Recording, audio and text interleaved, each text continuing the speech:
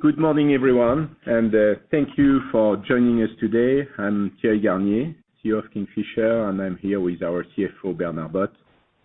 We are still unable to meet in person today and are conducting this presentation virtually from our offices in Paddington.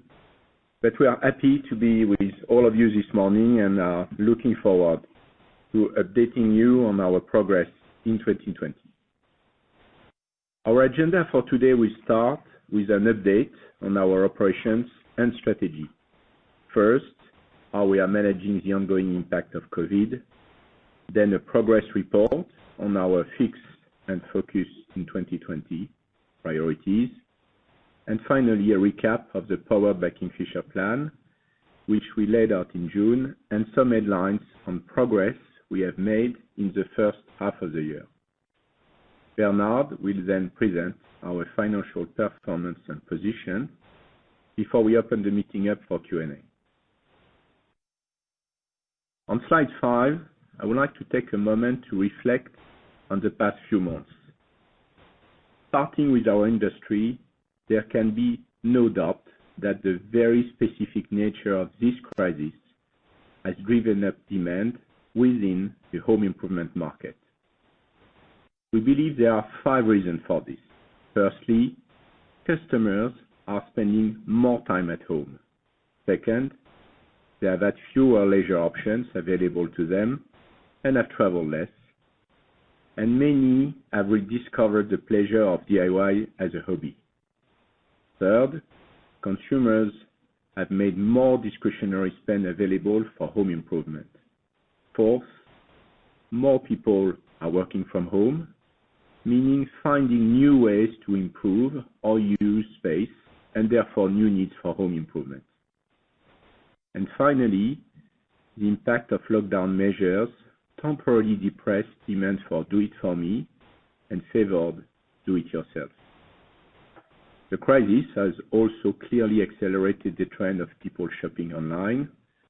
Kingfisher's e-commerce sales surged up to 4 times in April and continues to see strong growth of above 2 times compared to pre-COVID rates, despite the restart of in-store purchasing. And finally, as people emerge from confinement into an economic downturn, we'll see a fresh search for value for money. We already offer a price index of 100 or less versus closest competitors in all key banners, and we will use the power of our own exclusive brands, or OEB, and our discounter banners to do more. Our top-line growth has been supported by this strong market demand. However, in parallel, through our new strategic direction, our retail banners have found new ways to meet these demands and serve their communities. They have played to their diverse strengths. So whether you are a DIYer, a trade person, someone who wants choice, value, service, or convenience, we have found a way to serve you. And doing so, we believe that we have strengthened our market position. Given all the challenges we have faced, we are pleased that our H1 performance was resilient with a strong sales recovery in Q2. Our profit and cash performance does also include benefits which will reverse or not recur, and we will be very transparent about this later in the deck. While it is still too soon to call a normalized pattern of demand, and economic uncertainty must make us cautious, the past 4 to 5 months give us confidence. The fundamentals of our market are strong, and we have demonstrated our ability as a group to adapt and trade through challenging times. We are convinced that the crisis reinforces our strategic direction. In fact, it pushes us to be bolder. In areas such as e-commerce, with stores at the center, the importance of a discounter banner, and value for money through our OEB, and being simpler and leaner. There is still much work to do, but as a team, we feel encouraged by these results and are confident in the opportunities ahead of us. So turning to slide 6, and how we continue to manage the impact of COVID on our business and our stakeholders. Given much of this has been disclosed already, let me just remind you of the key points. From the outset of the pandemic, our priority was to act responsibly towards our colleagues, our customers, to our communities as a retailer of essential goods, and making difficult decisions to protect our business for the long term. All stores in our largest market had essential status from day one, but we decided to keep them shut at the start of confinement and reopen only when it was safe to do so. We have also been donating PPE to healthcare workers and charities, and in recognition of their hard work, we have paid additional bonuses to frontline colleagues. In addition to successfully implementing strict social distancing and safety measures, our teams were able to adapt our operating model quickly, rapidly accelerating IT, supply chain, logistics, and process changes to meet unprecedented levels of online demand. This all took place against a backdrop of stringent cost control and cash mitigation actions, with a particular focus on the management of our orders and inventories. As a result, we have been able to limit the financial impact of COVID to date, and our business continues to be on a sound footing. We have access to over £3.7 billion of cash resources, providing us with significant financial flexibility and liquidity headroom. Before I move on, I would like to say a huge thank you to all our colleagues who have continued to go above and beyond throughout such a challenging period. Their drive and determination has been humbling to witness. When I joined Kingfisher in late September last year, my immediate priorities were to develop a long-term strategic plan while also taking early decisions to focus and fix the business, which are summarized here on slide 7. These actions have had a positive impact on our business, setting the path for the implementation of our new plan, while also helping us to respond to the challenges of the crisis. As we reported at full year results, we have a strong and experienced group executive team in place, and we have continued to strengthen the bench too, with a new COO at Castorama France, as well as key hires within our group data and digital teams. Next, one of the key enablers of our new strategy is rebalancing local and group responsibilities. Earlier this month, we launched the fundamental reorganization of our commercial operating model, about which I will say more later. And we have also started work on a new operating models for IT and digital teams. Before the onset of the coronavirus, we paused or stopped several group-wide initiatives to focus on doing fewer things rapidly and better. This involved cutting back on non-critical range reviews and pausing big and time-consuming projects. In France, we stopped all non-critical IT projects and paused our global SAP rollout at Brico Dépôt France, which allowed us to prioritize Castorama and focus on improving our SAP was working in that banner. This has contributed to an improved operational performance at Castorama France in H1 and allowed us to accelerate implementation of the group next generation digital technology stack. This is a key enabler for our broader e-commerce strategy and was rolled out in H1 without disruption to the business. We are making good progress with our exit process for Russia, and as previously reported, we reversed the previous decision to exit Iberia. We believe we can build a profitable and sustainable business under the Brico Dépôt discounter banner. Moving on to France, I've already described the operational benefits of addressing our challenges with SAP. The performance of our supply chain in France has also stepped up with over 25 new recruits to the local team, and before the crisis, we were seeing solid underlying improvement in stock availability and inventory management. During H1, we reintroduced more local ranges in France, and we successfully conducted many promotion-based trading events. At Brico Dépôt, we have been increasing special promotions, or arrivage, as we seek to reignite this business' strong discounter credentials. These factors all contributed towards the clear improvement in performance of like-for-like sales in France versus the market. So while there is still much work to do, and the crisis has had a significant impact on the French profit performance, I am encouraged by our commercial performance so far. During H1, we rapidly modified our operations and processes across the group to focus on orders picked in stores and fulfilled through either click and collect or home delivery. This is integral to our wider e-commerce strategy, which I will talk to shortly. In Q4 last year, we began implementing a new trading approach to address diverse customer budgets and needs and offering excellent value for money.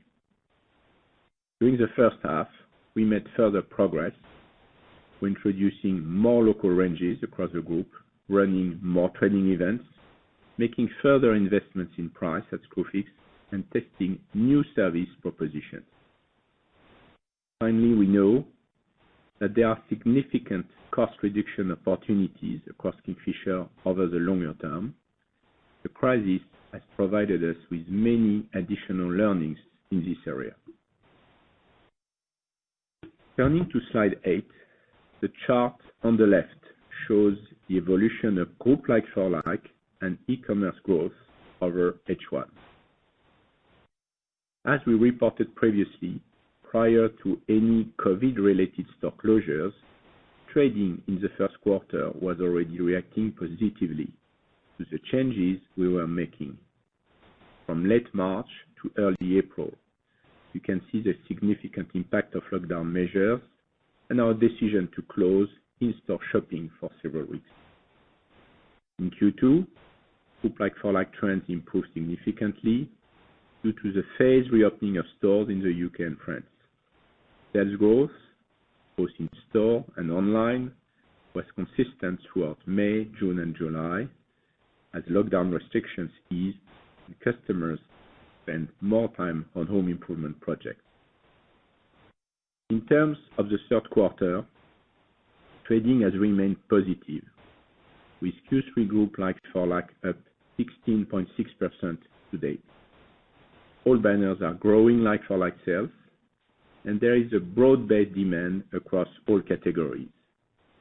Our showroom sales and order book are also strong, which I will discuss more shortly. Screwfix has seen its growth accelerate in recent weeks too. Turning to slide 9, and let me take you through a brief recap of Powered by Kingfisher. The first key principle of the strategy is that Kingfisher banners are not the same, and this is a strength. They each address diverse customer needs, operate different business models, and each is developing a clear positioning and plan. Our second key principle is that we will power these banners as a group. We believe that the role of Kingfisher Group is to enable our banners to serve their customers better, harnessing the scale of the group where it makes sense. And we have a clear vision to build the customer propositions of the future, as you can see with our 7 priorities on the left-hand side of this slide. So e-commerce, more compact stores, OEB-led differentiation, a mobile-first experience, and a compelling services offer. This will be enabled by a balanced local group operating model and an agile culture. We have already taken the first fundamental step here with our new commercial operating model, and our mindset of done is better than perfect and test and learn has served us well during the crisis. We want to be simpler and leaner. This means doing less, landing it faster, and reducing our costs and inventory. At last, we want to build a responsible business culture at Kingfisher. We have established 4 new responsible business priorities focused around inclusivity, climate change, helping to make greener homes, and fixing bad housing. And as part of our commitment to colleague engagement and inclusivity, we are very happy to announce the launch today of an all-colleague share plan. This gives each and every one of our 77,000 colleagues around the world at Kingfisher the opportunity to become shareholders, with 1 free share awarded for every share bought.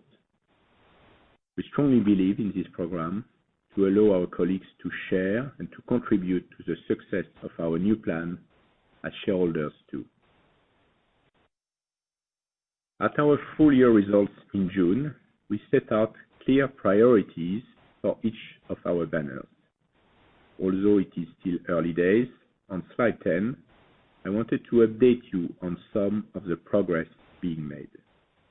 There has been a lot happening, and conscious of time, I will just focus on B&Q, Screwfix, and Castorama Threads. For B&Q, we have already discussed previously the steps taken to accelerate e-commerce, implement new trading approaches, and focus on the customer. The business is in the process of strengthening its range, offering more choice to customers and meeting demand for products previously not available. For example, B&Q has brought back Santex and Leyland paint, and these have been big hits with customers. And we have seen the successful launch of our new kitchen range, which along with popular ranges like Imandra bathrooms, is proving our private label opportunity. Developing B&Q service proposition is also a key priority. We have tested kitchen installation services to support the new range, and I can confirm that we'll be relaunching this service across the UK by January 2021. We also have trials taking place for tool hire and self-checkout counters. In addition, we are trialing some smaller store formats to understand how we can extend the distribution of our brands. For example, in Merton, in southwest London, which is performing well, and we have several other trials coming soon.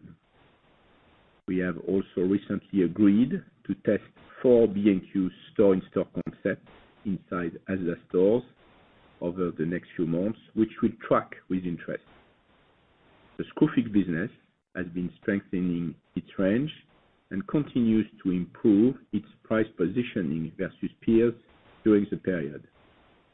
I'm also excited about upcoming enhancements to its mobile experience to support its market-leading position. In terms of store expansion, while there was a pause during the first half, the business is on track to open around 30 stores this financial year in the UK. In the Republic of Ireland, our first 5 stores have been performing very well, and we are on track to open 10 stores this year. We are also confident that this model can work outside the UK, and we are now developing plans for asset-light expansion to start with. In France, the actions that we have taken over the last 12 months continue to have a positive impact on sales. Performance versus the market has improved, gaining market share in June, July, and August. The major SAP issues highlighted 1 year ago have been addressed. Its underlying supply chain is stronger, and it has benefited from a new leadership team and the flexibility to implement new trading approaches, including running training events and strengthening their ranges. Overall, while there is still much work to do across banners, we are encouraged by the progress being made and by the commitment and energy of our teams. Turning now to slide 11, we have already started to see the benefits, both before the crisis and in our response to it, in rebalancing group and local responsibilities. Earlier this month, we announced the fundamental reorganization of our commercial operating model. The changes are aimed at leveraging the different positioning of our banners, enabling much greater speed, agility, and local knowledge, while at the same time ensuring that we use the scale and knowledge of the group intelligently. On this slide, you can see the before and after position. Before, the group has responsibility for all range plans for our banners, whether OEB or brands, as well as all supplier relations. The banners had limited decision rights.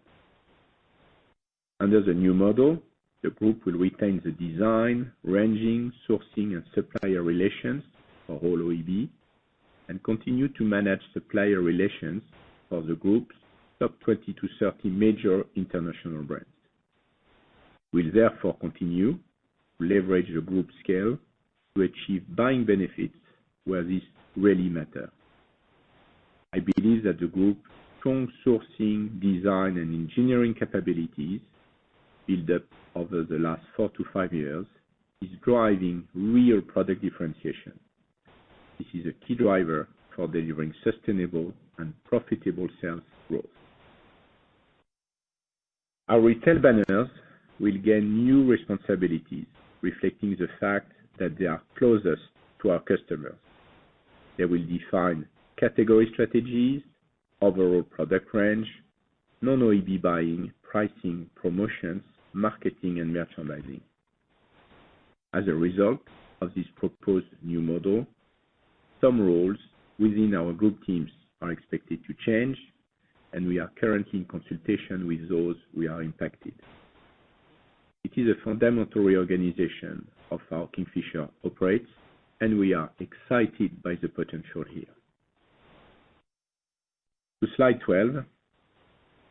Over the next 2 slides, I want to go into a little bit more detail on 2 of the key medium-term drivers of our strategy: growing e-commerce sales and growing our OEB sales.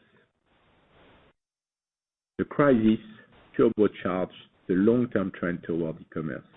With very limited incremental capex, we accelerated plans that were already in place to create new solutions, sometimes overnight, to meet the spike in demand. Between April and July, we were averaging 1.5 million e-commerce orders a week, which is significant even when compared to some of the UK food retailers. In H1, overall e-commerce sales grew by 164% and by 173% when excluding Screwfix. Group e-commerce penetration increased by 12 percentage points to 19%. Excluding Screwfix, penetration increased 5 percentage points to 8%.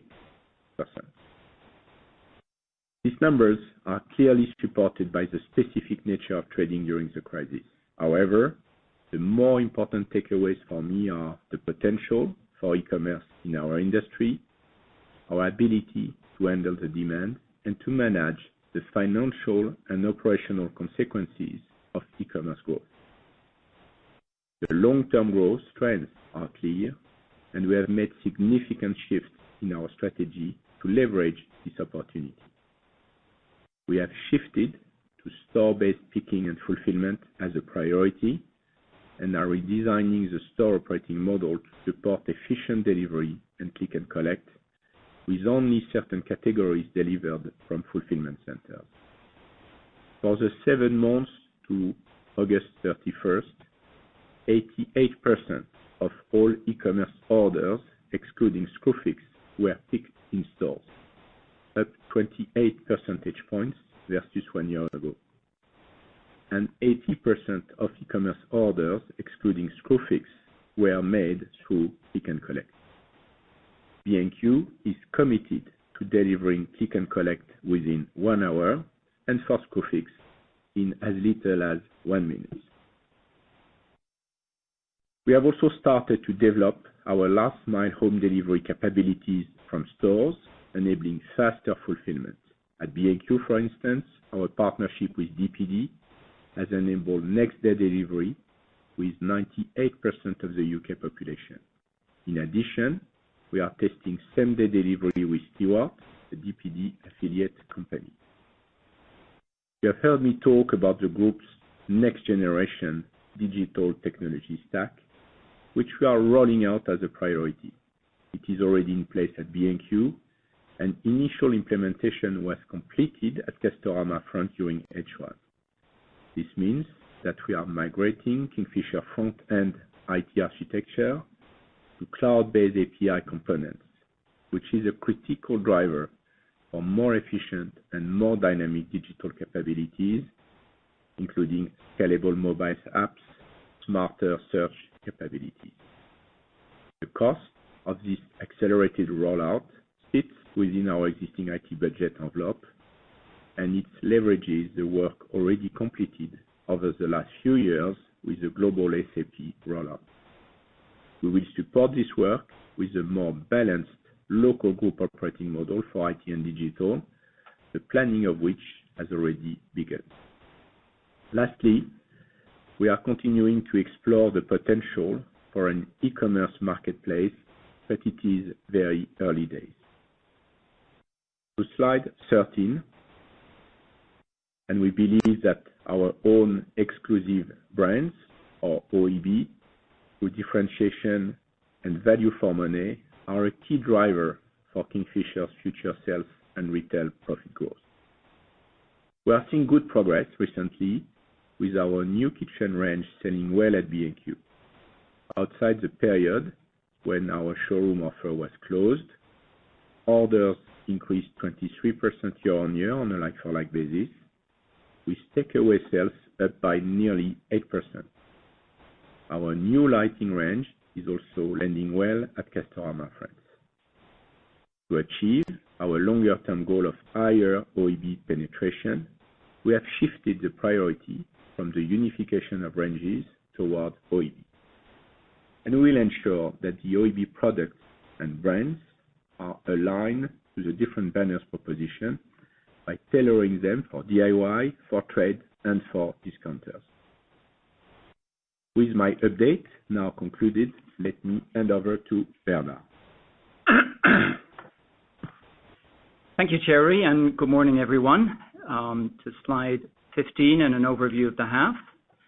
While Q1 sales were heavily impacted by COVID, we saw a strong recovery of sales in Q2, aided by strong demand and actions to serve our customers safely.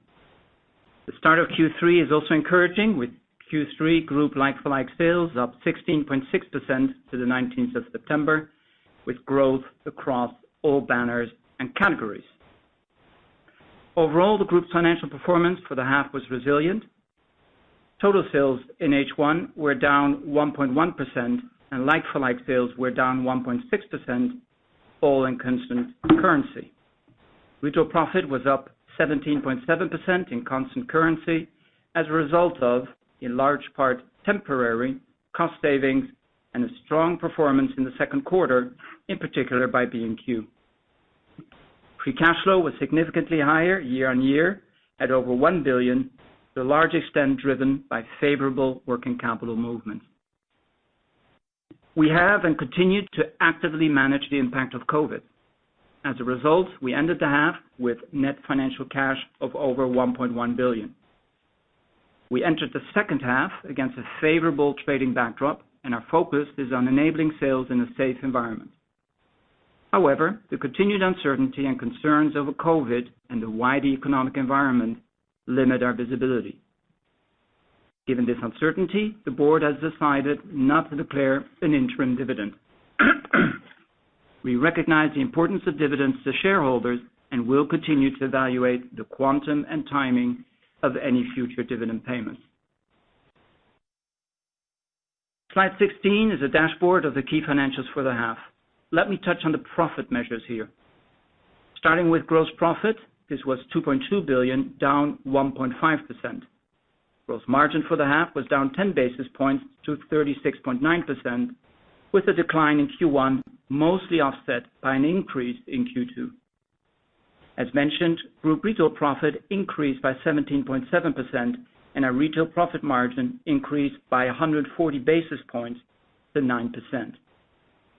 Adjusted pre-tax profit was up 23.1% to 450 million, and statutory pre-tax profit was 398 million after 70 million of net exceptional charges.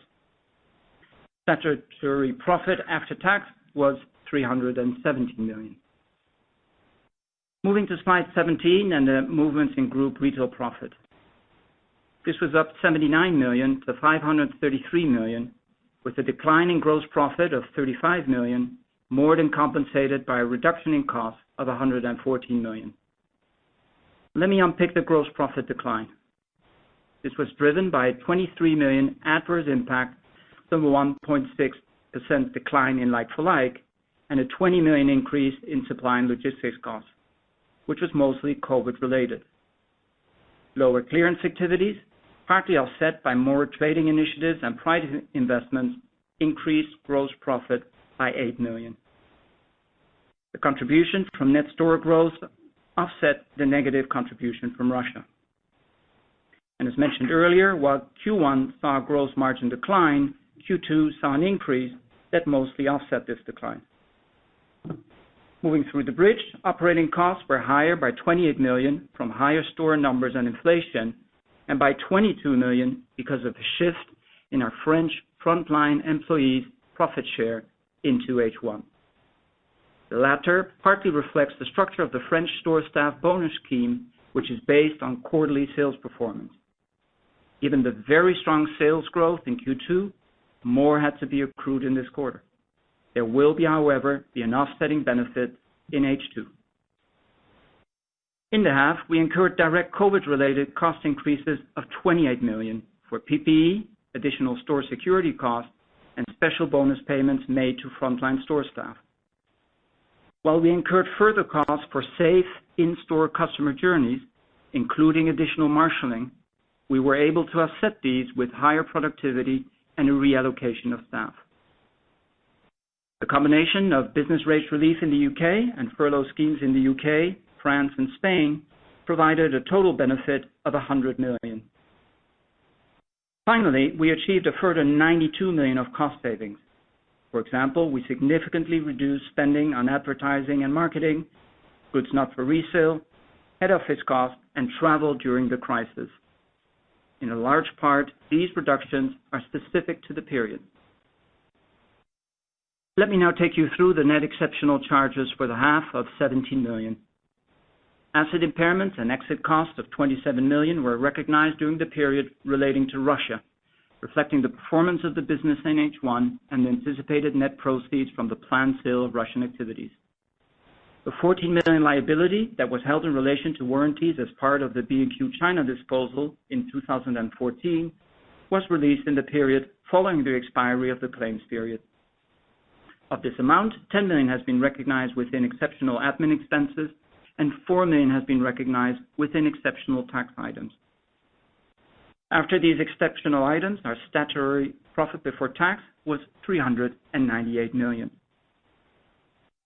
To slide 19 and the performance of our major geographies. There are slides in the appendices detailing the performance of each of our retail banners, but let me pull out some key points here. Starting with the UK, like-for-like sales were up 2.4%, driven by a strong sales recovery in Q2. Like-for-like sales at B&Q grew by 28% in Q2 and by 4.1% in H1. Like-for-like sales at Screwfix were down 1.1% in the half. While sales also recovered in Q2, it did at a much lower pace of 2.4%, reflecting a slower pickup in demand from professional tradespeople than from DIYers. As tradespeople restarted their work in customers' home and we gradually re-established in-store purchasing, sales trends have strengthened, with Screwfix Q3 to date like-for-like up 9.9%. The business has also continued to improve its price position relative to its nearest peers. UK retail profit increased by 47.1% to 411 million. This was driven by sales growth at B&Q, an increase in UK gross margin of 100 basis points, and an 8.8% reduction in operating costs. The gross margin increase reflected higher full price sales and lower clearance in B&Q, partly offset by higher supply and logistics costs in Screwfix. Operating costs benefited from the cost reduction measures I mentioned previously, business rates relief, and up to the 1st of July, the UK furlough scheme. These savings were partly offset by cost inflation, Screwfix space increase year on year, and COVID-related cost increases. In France, like-for-like sales were down 5.9%, reflecting the significant impact from COVID-related store closures in Q1. France experienced a longer period of lockdown relative to the UK. Q1 like-for-like in France was minus 41.5% compared to minus 16% in the UK. This was partly offset by a strong recovery in demand in Q2, with like-for-like at plus 27% ahead of the UK, but not enough to return to growth for the half. Retail profit declined by 44.1% to 63 million. This was mostly driven by the sales decline at both retail banners. Results were also impacted by a decrease in gross margin of 130 basis points, reflecting higher supply and logistics costs as a result of COVID and external disruptions at the start of the year, next to the decision to upweigh special promotions, or arrivage, sales in Brico Dépôt, and also more trading events. Operating costs were 4.9% lower. Benefits from temporary cost reduction measures and the French furlough scheme were partly offset by COVID-related costs and additional payments to frontline staff and the 22 million shift in employee profit share into H1 referred to earlier. Poland, which kept its stores open throughout the period, also saw stronger demand in Q2, with like-for-like up 15% in Q2 and 3.5% in H1. Total sales growth was 6.8%, reflecting the annualization of 4 store openings last year and 1 store opening in H1. Gross margin in Poland decreased 120 basis points, largely reflecting mix, better price positioning, and more trading events. Retail profit in Poland declined by 7% in constant currency, with profit growth more than offset by a 7.6% increase in operating costs.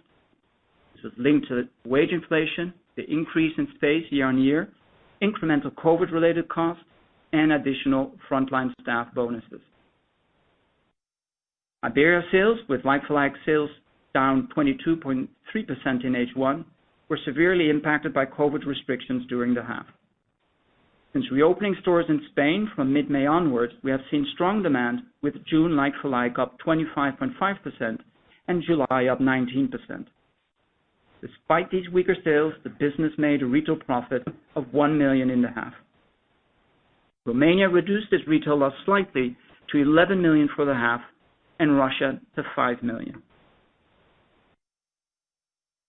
Slide 20 provides an overview of cash flow and highlights a period of very strong cash generation for the group. We generated an EBITDA of 769 million in the period. Working capital showed a largely timing-related inflow of 656 million, driven by a 208 million decrease in stock and a net 448 million increase in payables. The stock reduction reflects lower purchases during lockdown and strong Q2 sales. We are working to structurally reduce our inventory levels.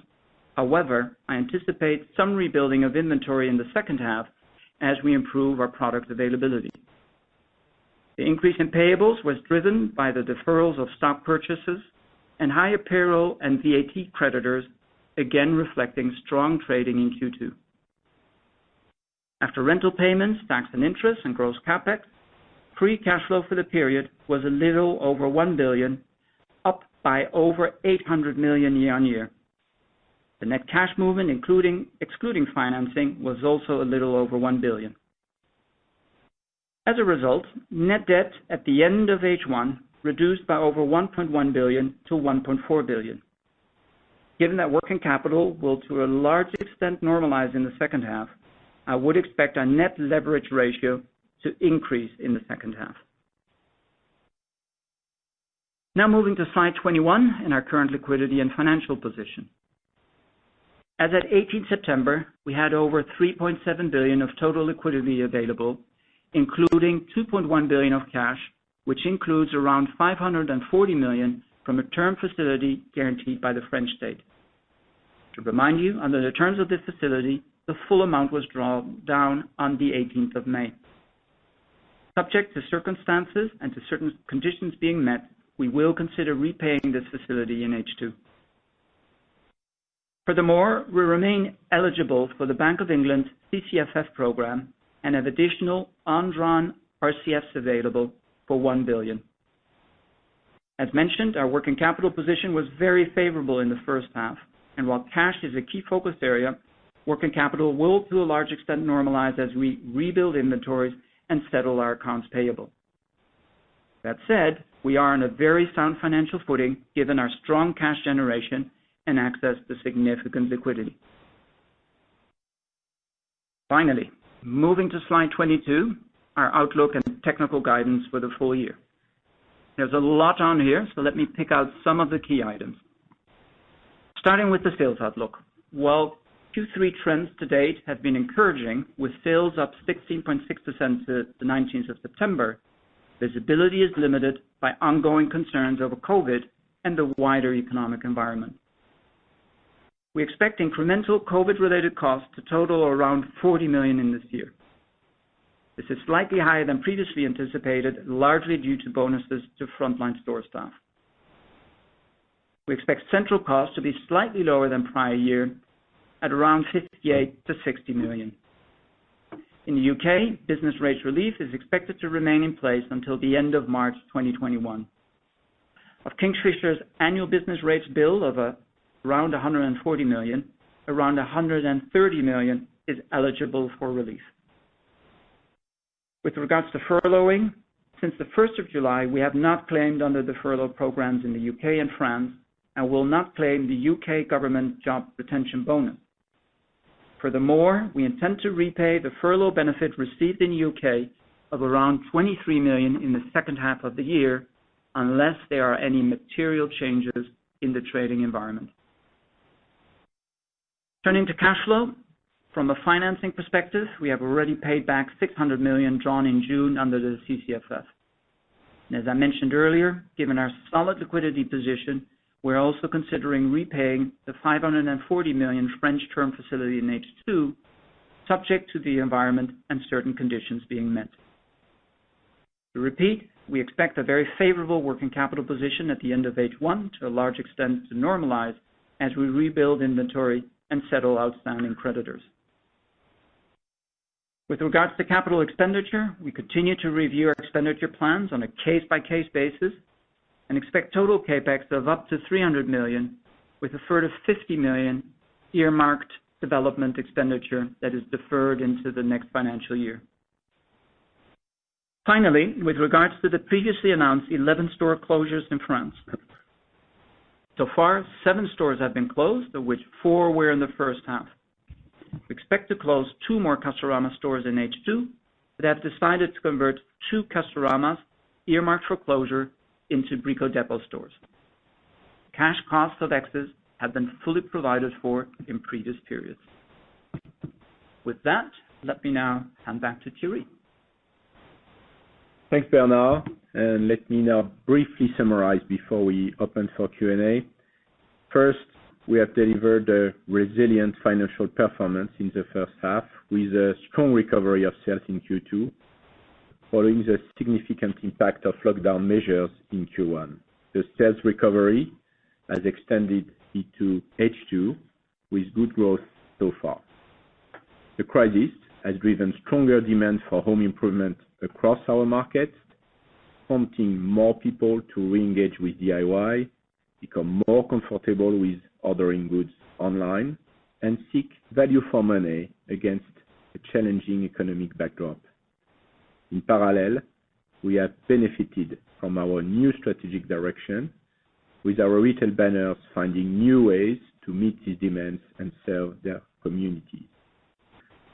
Our experiences through the crisis have reinforced this direction and have made us bolder in our priorities.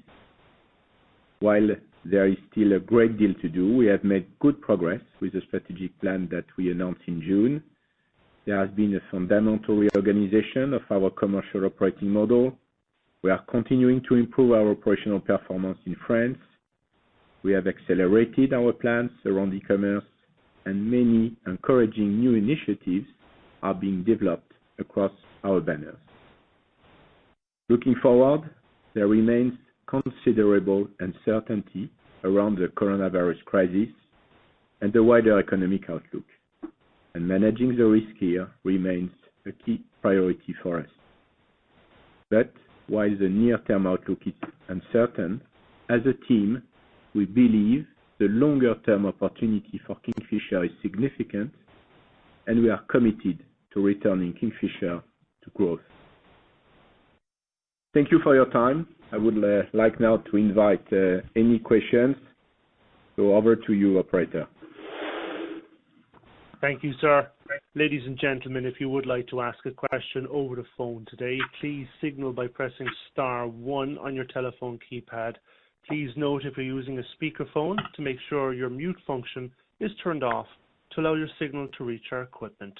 Once again, ladies and gentlemen, that is *1 to ask a question. We'll pause for just a brief moment to give everyone an opportunity to signal for questions.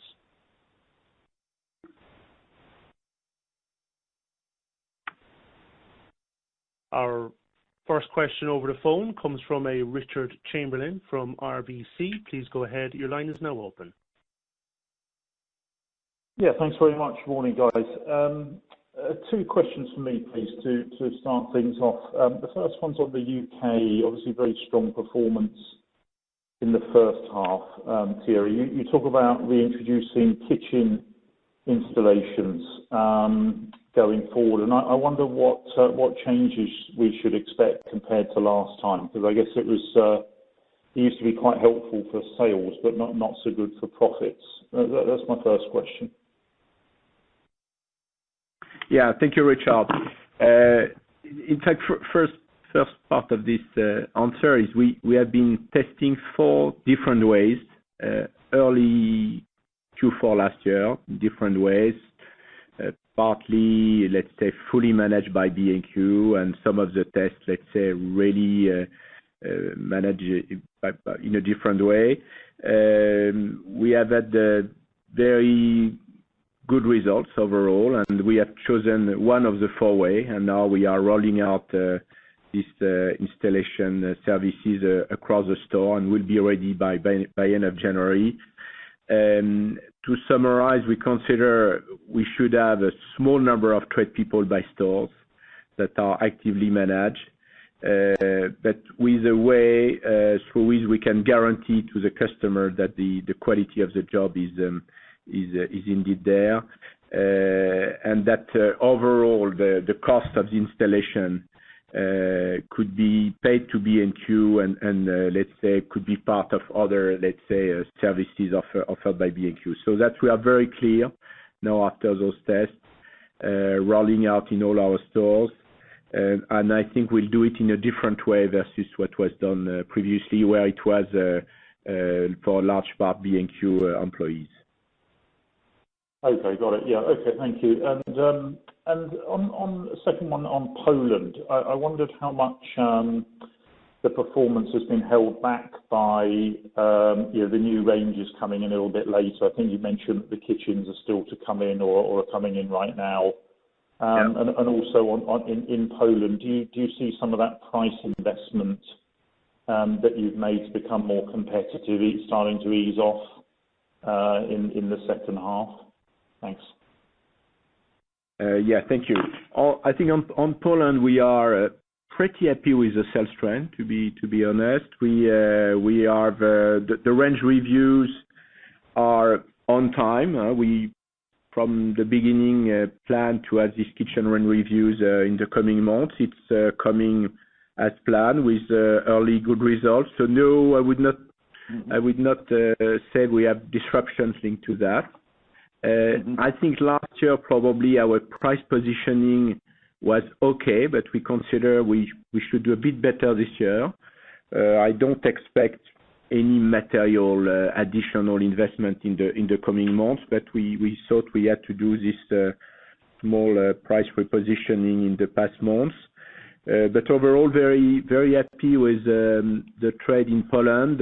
The countries have kept all its stores open across the crisis, very often taking initiatives, a lot of good practices around safety measures, and a lot of agility on e-commerce. So relatively happy with Poland indeed. Thank you, Richard. Okay, great. And just to add, Richard, Bernard here. I mean, if you look at the like-for-likes, Q2 for Poland, plus 15%, and trading in this quarter also very strong at 10.3%. So I think that reinforces the approach and the strategy that we have in Poland. Our next question comes from Anne Critchlow from Societe Generale. Please go ahead. Your line is now open. Thanks. 2 questions from me, please. The first on product availability.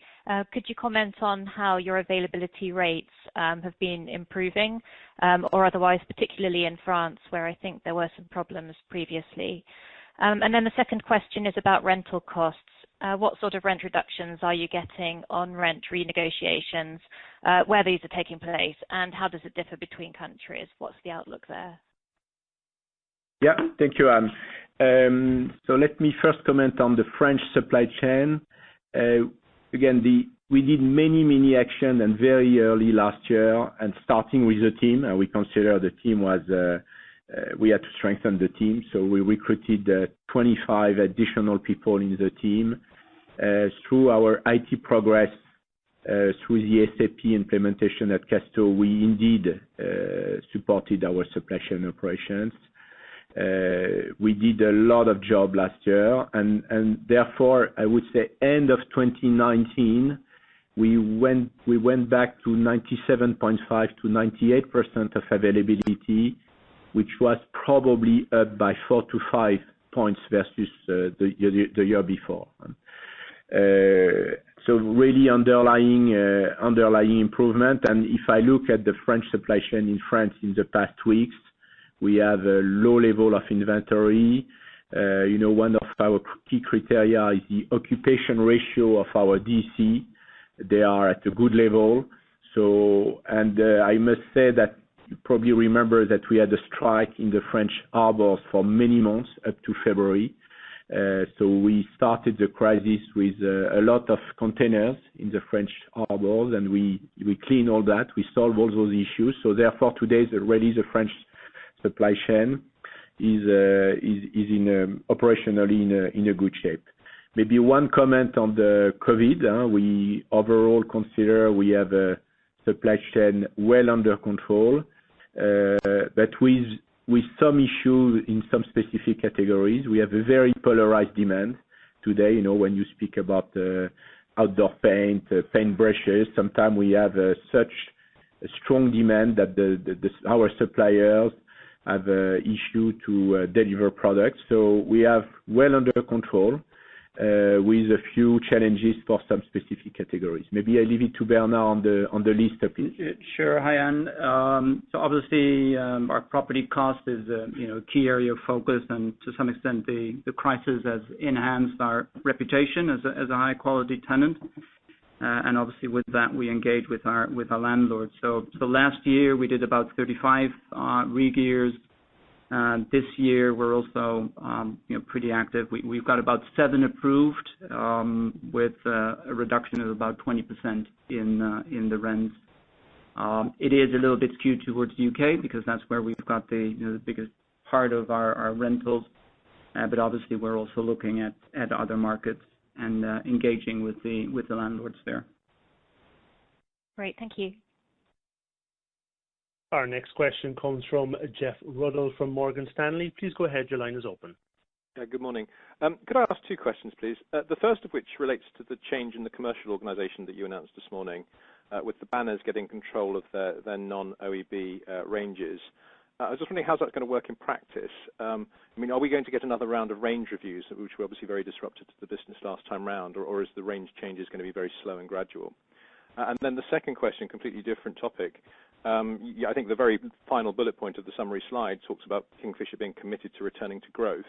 I just wonder what sort of growth that means. Is that top-line growth, and is that, if it is top-line growth, is that going to be driven by space growth? And if so, in what markets and in what banners you would expect to grow space? Thank you. Yeah, thank you, Jeff.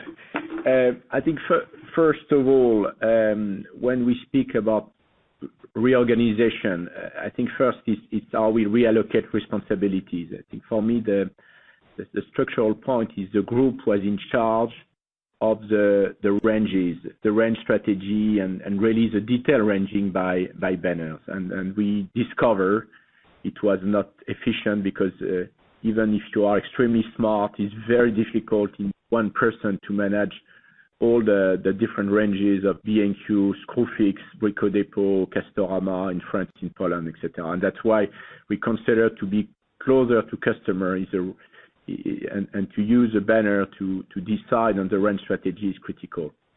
I do not expect material range reviews. I think over time, gradually, maybe will need us over 2 years, we'll adjust the ranges. If you take a B&Q or Castorama in France, we consider the choice is not large enough.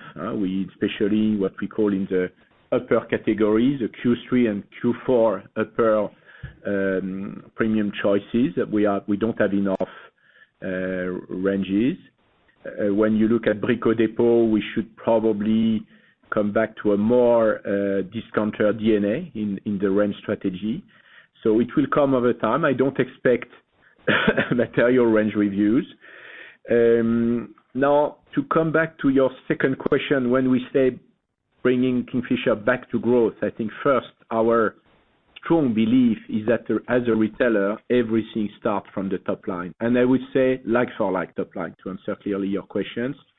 We have opportunities, especially with Screwfix, with Poland, and maybe over time other opportunities, but we want to improve our like-for-like operations.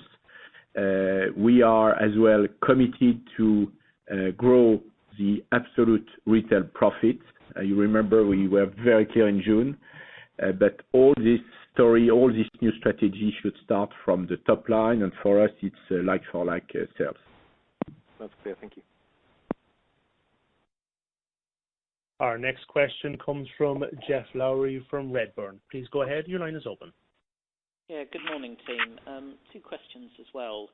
You've obviously thought very hard about the structure of the commercial and sourcing organisations. Given that and your mix of businesses, what do you think is a realistic aspiration for your inventory, pound million inventory turn relative to sales, however you think about it, what's realistic there? And secondly, given the step change in multi-channel that's going on in your business, if your sales split, say, ended up 35% digital, 65% stores, what would your gross margin, OPEX to sales and EBIT margin look like in that scenario? Yeah, maybe let's start with the second question, and Bernard and I will comment on the first one. I think there is obviously always this question around the potential impact of the digital sales on our profit. And you already see that we announced a critical change. We moved from 7 to 19 points of digital sales, and you can still see the profit of the company. I think, and coming from food retail and looking at this, the situation of Kingfisher as well with those fresh highs, we are in a high margin environment. We have high margin in DIY, and as soon as you give the priority to store picking, you are already operating with marginal additional capex, marginal additional fixed costs. You are already on marginal. You just add additional cost, but you have limited fixed cost. So I think it's really a very powerful model. We have been able to prepare 88% of the number of group orders through store picking, and then it's click and collect. 80% of our orders through pick and collect. Pick and collect is the most profitable channel, and we have many additional ideas that I will not develop today because it's a bit too early to improve our online P&L looking forward. On inventory, and I will leave the floor to Bernard. We believe, and we said it clearly in June, that we believe we have significant opportunities to reduce inventory. We started the job end of 2019. We have structural programs in place. Obviously, the crisis is helping us, and as said Bernard, we will rebuild part of it. But indeed, we have program in place, and we believe the opportunities are strong. Yes, just let me just add a little bit of color there, and as the obviously 200 million plus contribution to cash flow in the half from the inventory reduction. Now, I'm looking to hold on to part of that, but obviously we also need to rebuild stock and ensure that we've got availability across the banners. But I think more structurally, as Julia highlighted, if you look over the past 5 years or 4 years, we increased stock by 500 million. Where in 18-19 we took off about 130. Last year we took about 90, but there's more to go, and we think there's a meaningful further reduction to be had. I think as we highlighted in June, there are probably 3 main areas. It's around better planning and forecasting. It's looking at what we do in stores in terms of display levels, but also things as ranging and deployment, where I think we can be a little bit smarter with some of the the very slow moving or nearly not selling items. And that's a plan, which is that's one of the powers of the group where we're working in terms of the supply chain expertise and working very closely with the banners to follow up on that. Okay, thanks. Our next question comes from Warwick Okins from Exane BNP Paribas. Please go ahead. Your line is open. Yeah, good morning. I've got 2 questions. Firstly, could you give a little bit more colour on your thoughts about Screwfix outside the UK and Ireland? You mentioned it in your prepared remarks. Just roughly what time frame are you also thinking about it? And then secondly, you talked a fair bit about Brico Dépôt and its discounting proposition. Could you give us a sense of what proportion of sales you made in the first half on Arrivage? I think I'm right in saying that it got to as low as only about 5% of sales a year or 2 ago. Has that rebuilt to the sort of 15% that more historically has been the right level? Yeah, let me start with the second one to go fast on this one. We indeed really strongly believe that Brico Dépôt is a unique model, really our discounter. And I remind you that before discuss Arrivage, in this model you should have very low, everyday low price, and we have a very good price index, and that's critical in this model. Then when we organize promotion, what we call Arrivage is really, one-time promotion, and when this promotion is over, you don't keep really the SKU at your assortment. So I would say in the past, in 2019, Arrivage went at a very low level, probably slightly above 5%, and we are currently, let's say, in a range 8 to 10%. when we look at the Q2. Well, that's to describe the current trading strategy for Brico. For Screwfix, you remember we started in Ireland. We had trial of Screwfix in Germany. One was successful in Ireland, the other one not in Germany. We spent some time to understand what we can learn from those two experiences, and that's why when I say we want to start in an asset-light ways, we really believe the way we started in Ireland 2-3 years ago is the right one.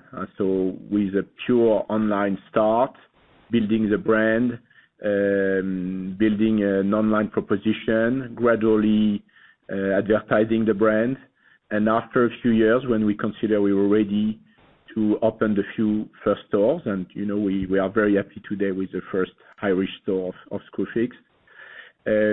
I think the other direction would be to look at countries where you already have Kingfisher. When you are in a country for years, you have your team, the supplier, you have the relationship with suppliers, you have a supply chain, you have stores, you have professional teams. So that's for me are the two directions, looking at Kingfisher countries and looking at the Irish success to build plans for Screwfix. I don't want to comment on timing. I prefer to tell you when it's done rather than to give you a promise. And we are working on plans with Screwfix to start international expansion outside the UK and Ireland. Thank you. Our next question comes from Georgina Johanan from JP Morgan. Please go ahead. Your line is open. Hi, guys. Thanks for taking my questions. I've got two, please. The first one is just on the gross margin. Apologies if I've missed it somewhere, but I think you often provide some guidance for the full year outlook. So if you could just give a sense there, that would be helpful, please. And then my second question was just around the French market. And availability in the French market in general, how has that been in recent months? I guess I'm just trying to get a sense if your share gains have been supported in part by a lack of availability of product at some of the smaller players, etc., in terms of sort of difficulty managing it over the COVID crisis. Thank you. Let me start with the second one. On French availability, as I just answered, we had structural actions to fix our supply chain. I don't come back to that. I think it's part of our improved like-for-like sales in Q4 and up to March is linked to this availability improvement.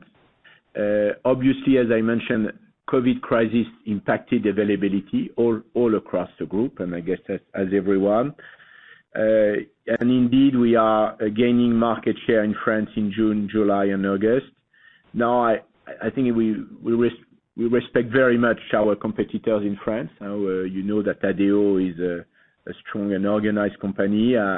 I do not believe that ADEO situation is worse than us on availability. So I think it's probably more linked to a better brand positioning of Casto and Brico, of our e-commerce strategy when we have been probably agile, the ranges improvement, etc., or what we described this morning, rather than only availability, in my view, for the French market. Now I come back to the margin with Bernard.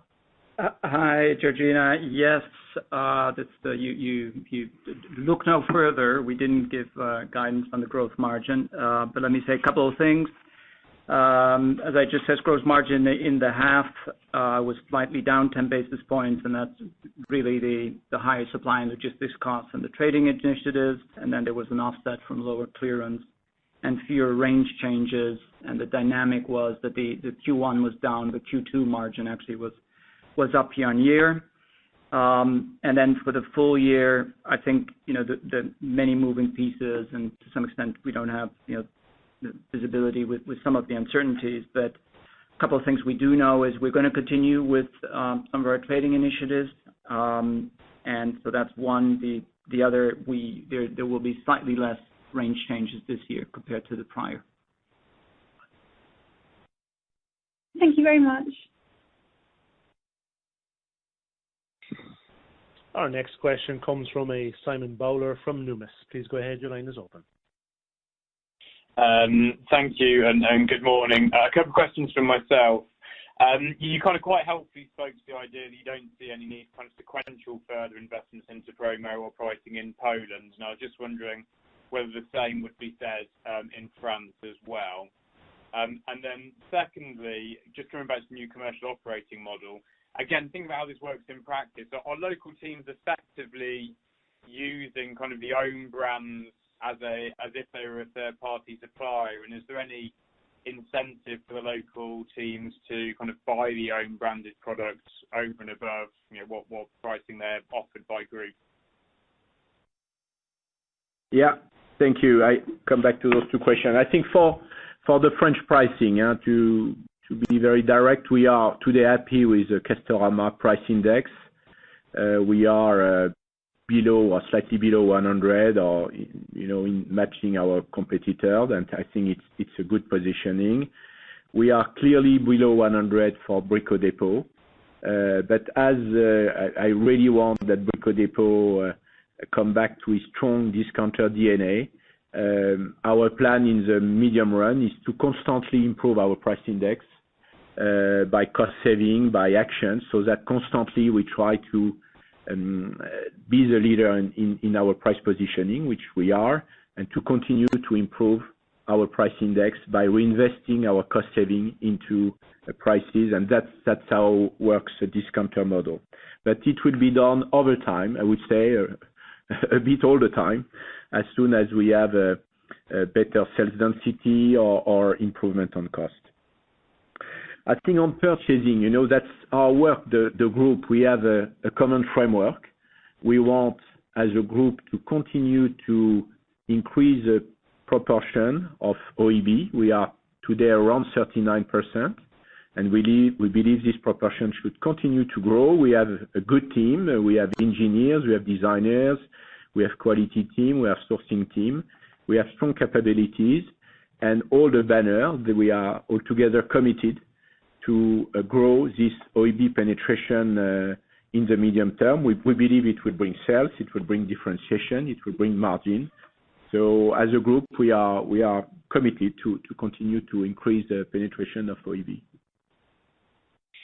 And as a quick kind of follow-up, I don't know if kind of just try and get a sense of how important to your mind the OEB piece of things is. Is that on a medium long-term view, it should be 50% of the business, or have you got a sense around where those targets for that part sit?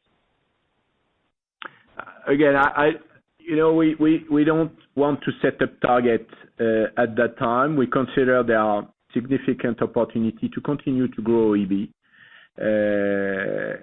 OEB has a better margin than the categories.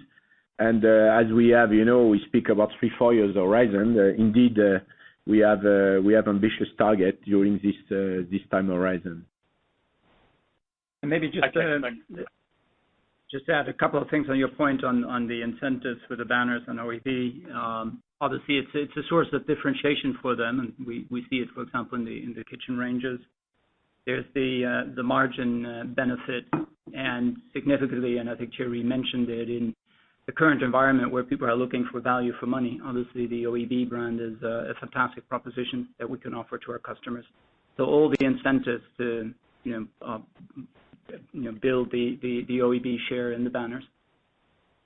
Okay, thank you.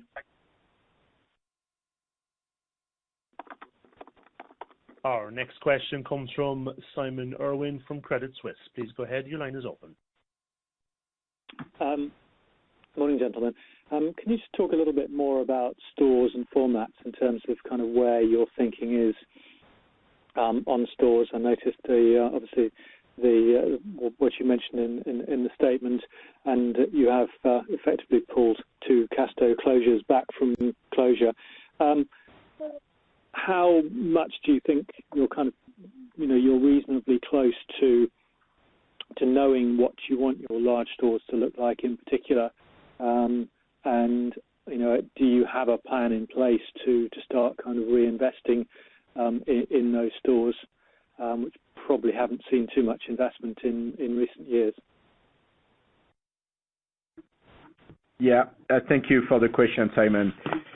Several topics I would like to mention. First, as I said, we believe in smaller formats. We believe in the longer trend of smaller formats because of the demography, because it's true for every market in the world, and we have to learn how to operate smaller formats. That's why we have already 3 small B&Qs.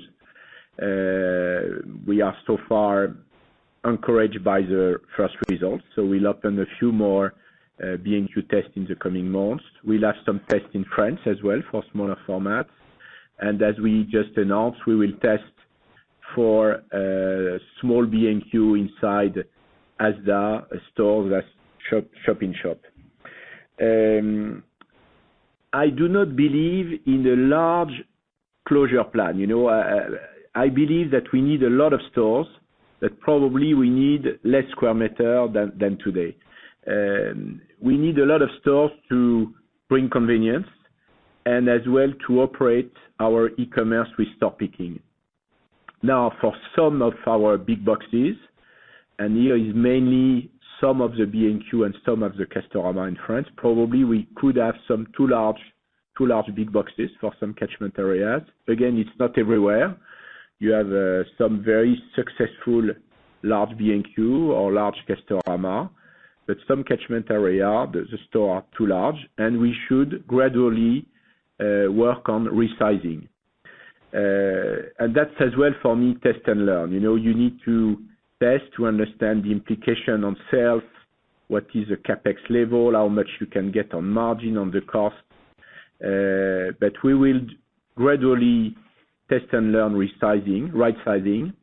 And when we are ready, we'll come with a plan on this topic. And I think this is a topic that is on the table for every retailer in the world, and the size of big boxes. Then you're right that on capex, when you look at the past year, and we said that in June, we thought we have spent probably too much capex on product and not enough on retail.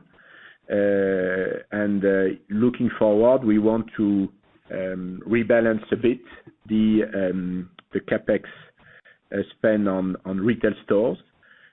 Again, we'll do that gradually with measures and with plans, but it is correct that we should probably, looking forward, have a bit more capex to renovate our store networks. At last, you're right to say that we will transfer 2 Castorama France that was supposed to be closed into Brico Dépôt. A few years ago, some transfer from Casto to Brico Dépôt were very successful, so we are very interested to look at the results now. But I think it's interesting topic to follow up in the coming months when we'll have the results of those transfers. Thank you, Simon. Thank you very much.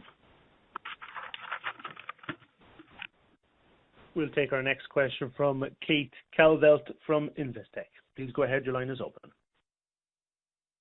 Good morning, everyone. A couple of questions from me. First of all, could I ask Jeff's question in a different way on the new commercial operating model? When will I be able to go into a B&Q and Castor and see a range that you are happy with? Is this within 2 years?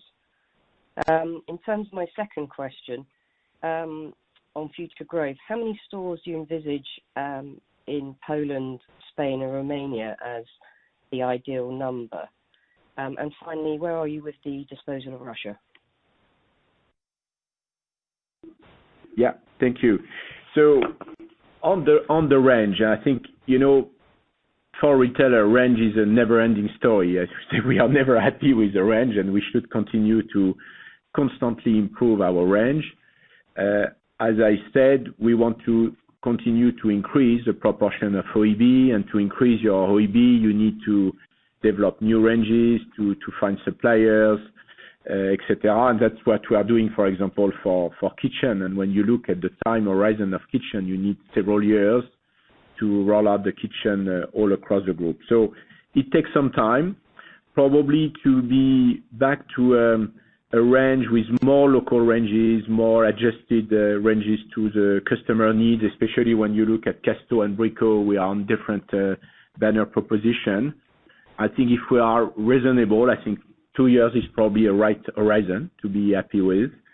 But OEB will continue to grow over time. And as I said, for me, it's, you are never fully happy with the range. You should never be happy. It means otherwise you are not agile and moving, and you have new needs. I give you an example. We are developing a new proposition to create easily interior walls, if you want to work from home.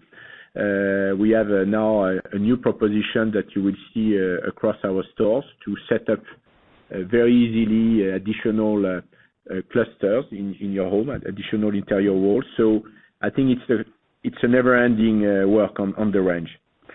Russia, I said we are making good progress. I hope to come back to you soon, but I can't comment more for the moment. And I think for Poland, Spain, and Romania, it's highly dependent, in my view, on the business model. Poland is extremely profitable business model. The country is not saturated. We still have spaces to open new big boxes in new cities or in smaller cities. We just opened a new store last week. Seems going well. For Spain and Romania, I would say in the short term, the first topic for me is to bring back Romania to break even, which is not the case. So we are, let's say, a very strong action plan to improve the business model in Romania and to bring back the country to break even. I think, Spain has been on sales for a while. So again, we are profitable. You see that it's very encouraging to see the profit of Iberia despite being on sales and despite the crisis. But we have first to work on the business model to make sure we have even a stronger proposition before we could consider to open a large number of new stores. Yeah, just to say, on Romania. Oh, sorry. Yeah, go ahead. Yeah. No, just on Romania. Do you think you could break even next year? I would say that this year we will improve. I think as Bernard commented in H1, we did a small improvement. We believe that for the full year 2020, we'll improve the profit versus last year. Definitely, we are really committed to bring back the country to break even as soon as possible, but I would wait to give you to commit for 2021. Thank you.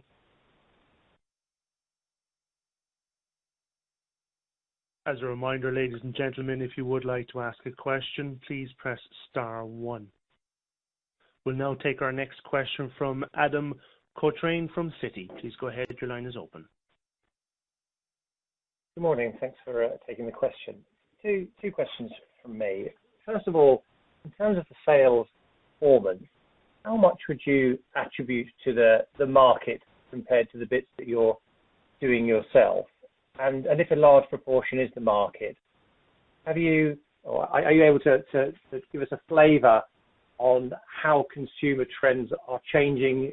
Do you view this as a cyclical or a structural trend? And you mentioned that the tick up in online penetration. We've seen that across a number of different companies. I was just wondering, we don't really know, in all honesty, how much of that is going to stick. But I'd just be interested in your view as to how much of this performance is down to the market and how much is down to your outperformance of the market. And then on the consumer trends, how permanent do you think these changes are, or should we expect a normalization in DIY versus do it for me, for example? And then the second question is, would you be able to give a base profit number for the first half for us to work off for next year? I found that there's quite a lot of moving parts with regards furlough schemes, business rates reduction. What would be the best number, do you think, to use as being a like-for-like comparison base for first half profitability for next year? Thanks. Yeah, thank you. That's all very good question, obviously. Thank you. So first, I think to try to be relatively short. First, when we do customer survey, we start to understand there are 5 factors that support this demand in DIY and home improvement. And I briefly described that in my speech a few minutes ago. I think people, they have more time at home, they have more money available, discretionary spending, they rediscover gardening and DIY as a hobby because finally you have less available leisure options, and that's very clear in the survey we are setting up. People are working from home, therefore they need to reorganize their spaces. And at last, and I think it's more temporary, people are a bit scared to have straight people at home for a few weeks, even though it's getting better. And therefore, DIY is favored versus do it for me. And I think, again, it's temporary. And I fully acknowledge that I think a large part of our sales is the market. I think we need to be very modest on that. On the other side, we are gaining market share. We look at France, June, July, August, we are beating the market. I think it did not happen since many years. I think B&Q, clearly we have had some of B&Q's competitors. You can check as well. I think B&Q is doing a good job, and the same for Poland. So I think we are gaining market share, and this is due to our new, I think, strategic direction around different banner on empowering, agility, the new spirit we have around agility, and I think the decision we have made around e-commerce from stores. I believe indeed that the online sales we have, will not come back to the previous world. During the COVID time, online sales were up by 3 times. Now we are slightly above 2 times. I think it's pretty resilient, and I think we'll stay at a very high level of online sales looking forward. Now, for profit indication, I will let Bernard give you some. Yes, hi Adam. I think we left some clues in page 17 in the group retail profit bridge. So I think if you look at the gross margin, we talked a little bit about what we think it's going to do in the second half, but clearly there were some one-off components in there, especially in regards to supply and logistics. And, the net of the clearance and other things and the trading initiatives was slightly positive. So that gives you some indication of where we think the gross margin rate could go. I think that the more important part is on cost. Obviously, we will continue to go to new stores and expand, so that's going to add up a little bit of cost. Inflation will still in some sort of fashion be there. That was the 28 million in the first half, and that's set to continue. And then the 3 other blocks, basically the French employee profit share shift into H1 is a temporary one. The COVID, obviously we're going to lose the benefits from the rates and the furlough, the 100 million, although the business rate is going to continue until March 21. Incremental COVID costs, I think we're learning to manage it as best we can, but obviously it will depend a little bit on the trading environment. And then we had the 92 million where we said that is in a large part temporary. Now, let me say a little bit more about that. Included in here are things like lower advertising and marketing costs, some things we were able to do on discretionary spend, GNFR, store maintenance, etc. So some of that will come back. That's not to say that we are working structurally to reduce our costs, be it in distribution, fulfillment, things on the head office, IT, the re-gears are talked about. So yes, there will be a part that we're working on that we're looking to flow through, but a large part is more related to the environment and will be temporary. So hopefully that gives you a little bit of an indication of the moving parts. whilst I have you, why the difference between obviously you're a group and reporters one? Why repaying the UK furlough benefit but not the French one? I could sort of understand if you repaid both, so you could maybe free up an opportunity to pay a dividend if possible. But repaying one country but not the other sort of doesn't really open up many doors. What's the rationale there, please? Yeah, let me comment on that. I think first of all, you saw the situation by country is very different, and we have a sales growth in the UK, a profit increase by 47%, and we consider it just the right thing to do, to pay back the furlough in the UK. In France, we are today in a very different situation with a profit down, and sales are still down on the H1. And we have decided in France to pay back the Prêt-le-Maire, the PG, in the course of the second half, unless material changes. And it's just the situation of the countries are very different, and we consider looking at the profit situation in the UK and France, it's just the right thing to do.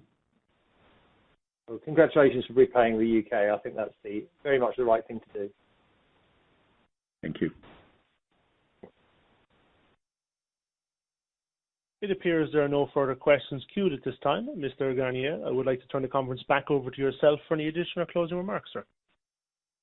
Thank you. Thank you very much. So thank you again for your time. Obviously, the near-term outlook ahead of us is still very uncertain. But as a team, let me tell you again that we strongly believe that the long-term opportunity for Kingfisher is significant. We very much look forward to updating you again in November with our Q3 trading, and then again next March. Until then, please stay all safe and keep well. And thank you for this morning. Talk to you very soon. Bye-bye.